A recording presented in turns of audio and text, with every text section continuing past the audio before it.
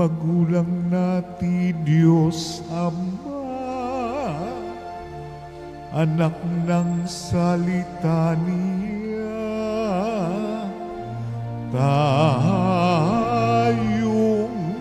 mga aning una.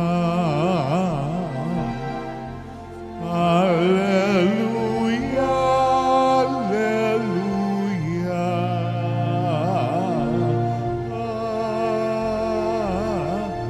Alleluia, alleluia.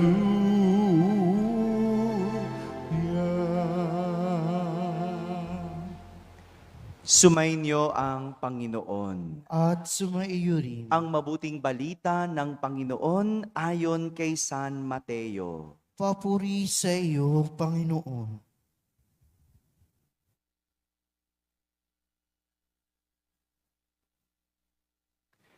Noong panahong iyon, nang dumating si Jesus sa ibayo, sa lupain ng mga Gadanero, sinalubong siya ng 2 lalaking galing sa libingan.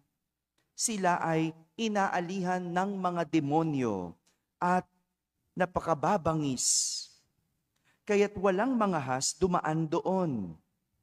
Pagdakay, sumigaw sila, "Ano ang pakialam mo sa amin, anak ng Diyos? Naparito ka ba upang pahirapan kami nang hindi pa panahon?" Sa di kalayuan ay may malaking kawan ng baboy na nanginginain at namanhik sa kanya ang mga demonyo. "Kung kami ay palalayasin mo, bayaan mo kaming pumasok sa mga baboy na iyon." Sinabi ni Jesus, "Humayo kayo."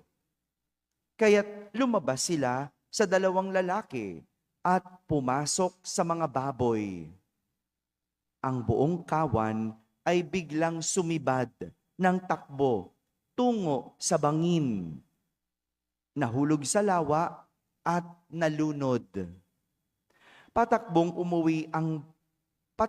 umuwi ng bayan ang mga tagapag-alaga ng kawan. At pagdating doon ay ipinamalita ang lahat ng bagay, pati ang nangyari sa mga inalihan ng demonyo.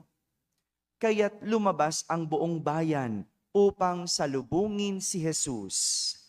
Pagkakita sa kanya, ipinamanhik nilang siya'y umalis sa kanilang lupain.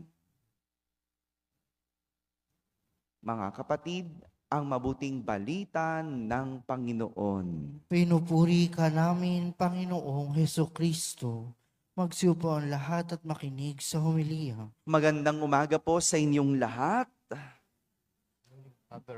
Pakibati yung katabi ng magandang umaga.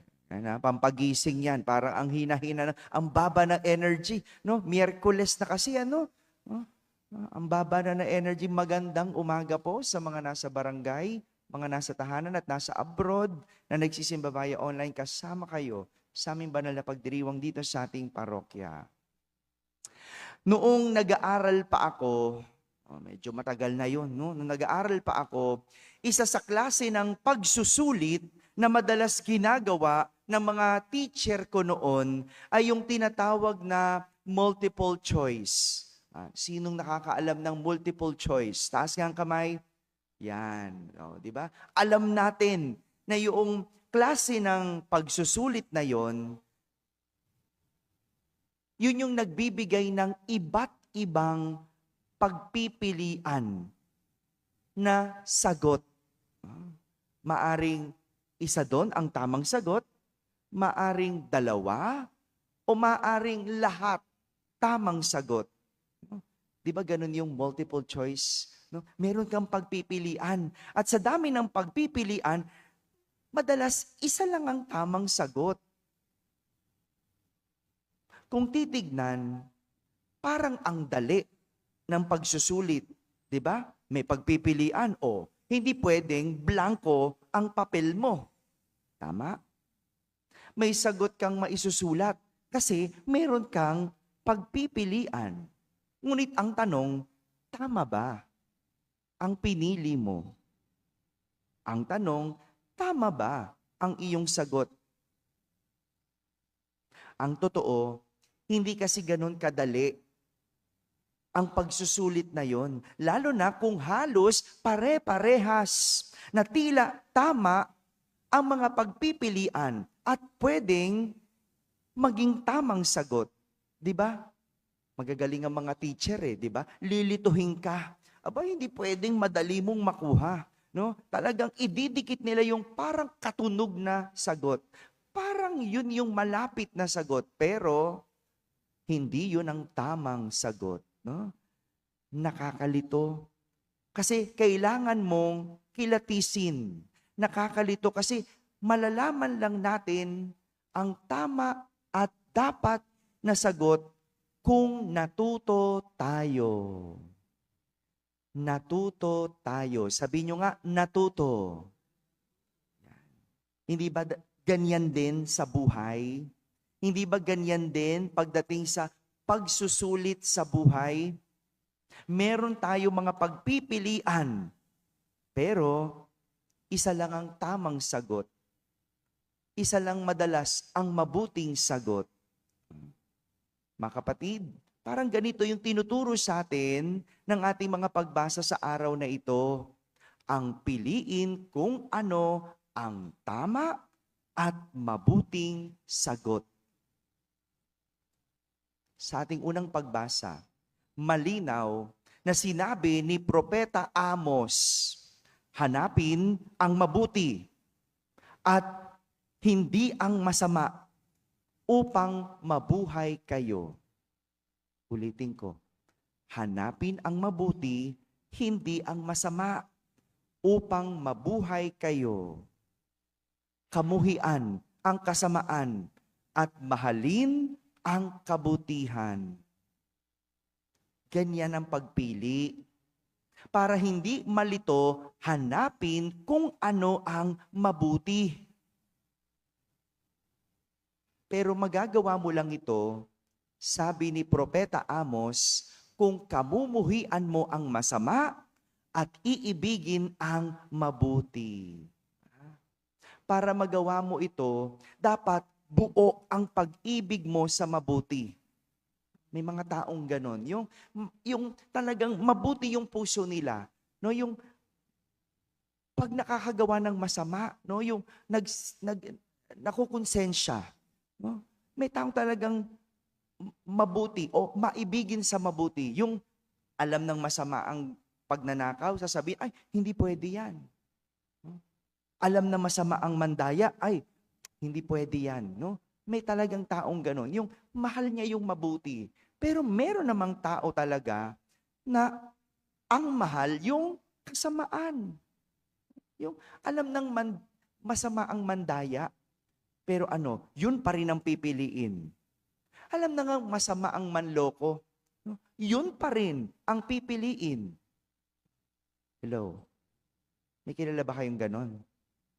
Ha? Marami. No? Di ba? Maraming ganon. Yung walang pag-ibig sa kabutihan. Dapat mabuo sa atin yung galit sa kasamaan. Diba? Dapat galit ka, ninanakawang ka. Galit ka kasi, hindi tama yan.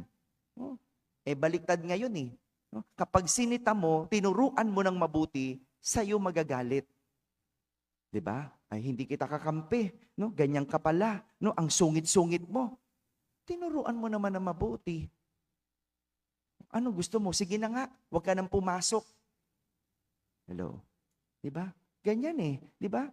Yung empleyado, na pag pinagsabihan mo, absent ka na naman. Ayan ka na naman, Father Hindi mo na naman ako naiintindihan Boy, bakit parang kasalanan ko na? Hello? Maraming ganyan tao. No?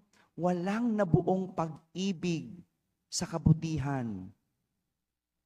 Para makapili kung ano ang tama sa buhay, kailangan ibigin ang kabutihan, kamuhian ang kasamaan.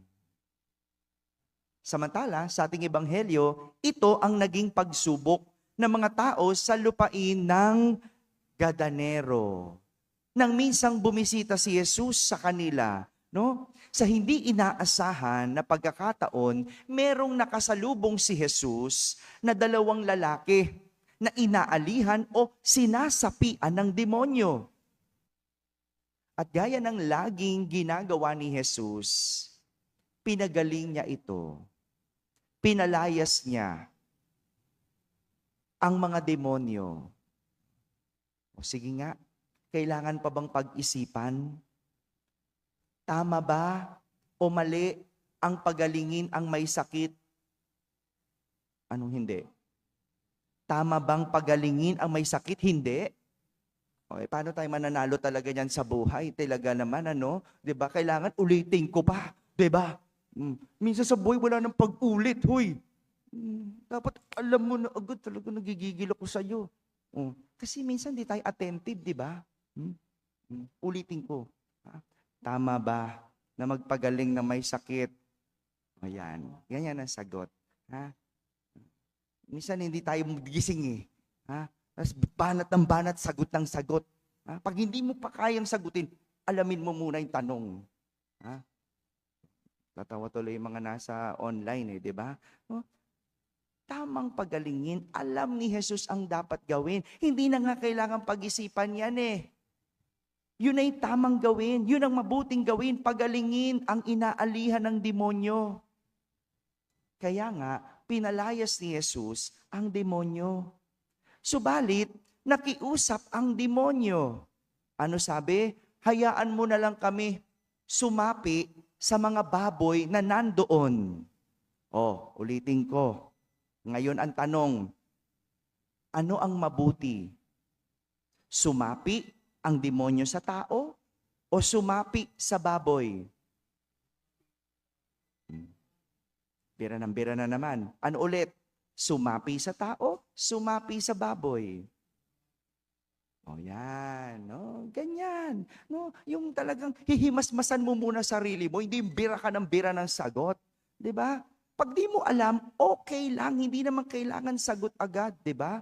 Take your time. Ganyan sa pagsusulit. Ha? Talaga naman, At ganun nga nangyari, 'di ba? Mas mabuti na sa baboy kesa sa tao. Ngunit nang mabalitaan ito ng mga tao, ng mga tagapag-alaga ng baboy, sa halip na matuwa dahil gumaling ang dalawang lalaki, nagalit sila kay Jesus at tinaboy sa kanilang lugar. Ngayon, multiple choice ulit. Tama ba ang naging reaksyon ng mga tao na naggalit sila kay Jesus? Ano dapat ang naging reaksyon? Dapat sana natuwa kasi may napagaling siya. So ibig sabihin, nako, kung kaya niya magpagaling ng dalawang lalaki, kaya pa niyang magpagaling ng mas marami. Diba?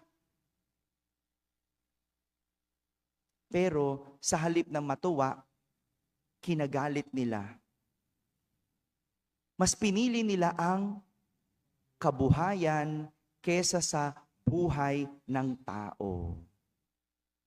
Minsan ba, dumating sa atin ang ganitong pagsubok o ganitong pagsusulit kung saan kailangan nating mamili ng parehas na tila tama at magandang sagot. Di ba minsan dumarating yon? Yung ano bang mabuti? Kabuhayan o buhay? Pag hindi ko pinili ang kabuhayan, hindi kami mabubuhay. Di ba? Yung kabuhayan mo, pagbebenta ng pinagbabawal na gamot. Yung kabuhayan mo, di ba? Pandaraya sa timbangan. Di ba? Yung kabuhayan mo, pangungupit, pangungurakot. Minsan ganyan, di ba? Yung talagang masusubok ka na mamili sa buhay. Magsisimba o maglalakwatsa? Ibabalik ang pera o ibubulsa? Sasabihin ang totoo o itatago? Nakakalito, hindi ba? At dito tayo pinag-iingat ng ating mga pagbasa. At para malaman kung ano ang tama at maganda, kailangan ito ay mabuti.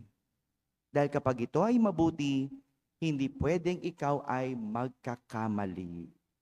Maganda ang maglakwatsa, pero mabuti ba itong unahin kaysa magsimba? Lalo na pag linggo, di ba? Okay lang ba na ibulsa ang pera? Okay lang. Gipit ako, Father Wala akong panggastos. Okay. Akala mo mabuti sa'yo. Pero paano naman sa totoong may-ari? Hindi mo sinabi ang totoo. Naglihim ka. Tinago mo. Kasi masasaktan siya pag sinabi ko. Kaso, mabuti ba na wala siyang alam sa nangyayari? Hello?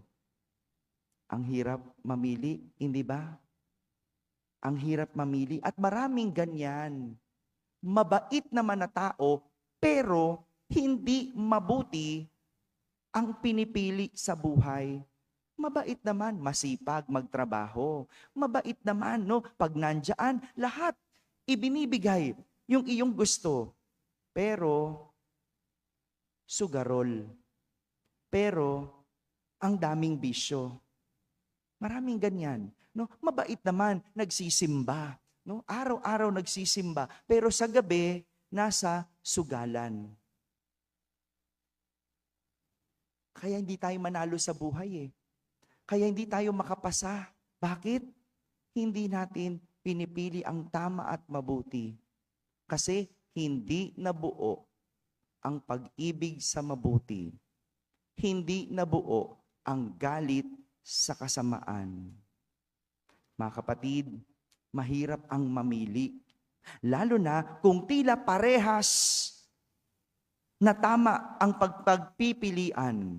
Pero para hindi magkamali, ito ang tip ko. Hanapin ang Diyos sa inyong pagpipilian.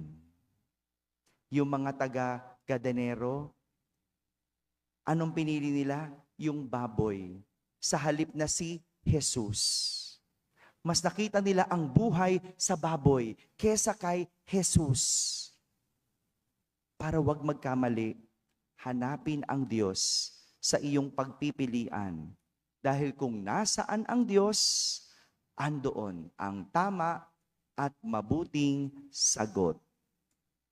Amen? Amen.